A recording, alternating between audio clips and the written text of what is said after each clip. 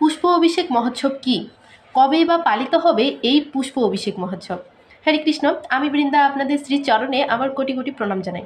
তো আসছে আগামী 3ই জানুয়ারি পালিত হবে রাধা গোবিন্দের পুষ্প অভিষেক মহোৎসব। পৌষ মাসের পূর্ণিমা তিথিতে পালিত হয় এই পুষ্প অভিষেক মহোৎসব। পুষ্পা নক্ষত্রে এই অভিষেক হয়েছিল বলেই এর নামকরণ করা হয়েছে পুষ্পাভিষেক।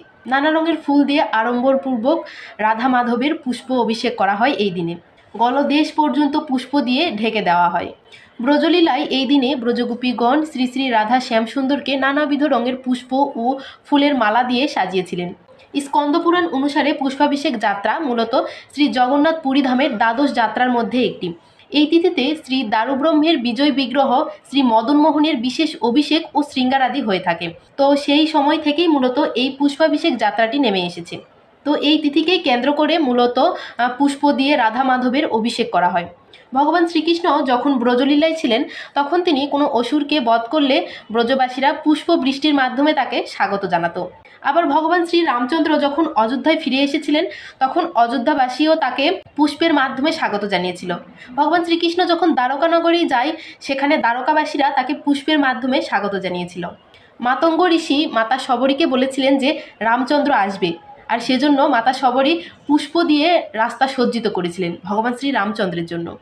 আবার আপনারা যদি ভগবত গীতা লক্ষ্য করে দেখেন সেখানে নবম অধ্যায়ের 26 নম্বর শ্লোকে বলা হয়েছে পত্রম পুষ্পম, অর্থাৎ পুষ্প দিয়েই আমরা পরমেশ্বর ভগবানের আরাধনা করতে পারি এবং এর মাধ্যমেই আমরা ভগবানকে সন্তুষ্ট করতে পারি। তো আগামী 3ই জানুয়ারি পুষ্পাভিষেক মহোৎসব কি করে আমরা এটি পালন করব? তো আমাদের যার যেটুকু সামর্থ্য অবশ্যই নানাবিধ রঙের পুষ্প দিয়ে এবং মালা দিয়ে আমরা ভগবানকে সজ্জিত করব। এবং এদিনে আপনারা অবশ্যই নিকটস্থ মন্দিরে যাবেন, মন্দিরে অবশ্যই পুষ্পাভিষেক মহোৎসব হবে, সেটি অবশ্যই আপনারা দর্শন করবেন। এবং যারা মন্দিরে যেতে পারবেন না তারা অবশ্যই নিজ গৃহে যার যতটুকু সামর্থ্য আপনারা অবশ্যই ভগবানকে বেশি বেশি করে পুষ্প নিবেদন করবেন আর বেশি বেশি করে তাকে পুষ্প দিয়ে সজ্জিত করবেন। তাতে অবশ্যই রাধা মাধবের কৃপা আপনাদের উপরে বর্ষিত হবে।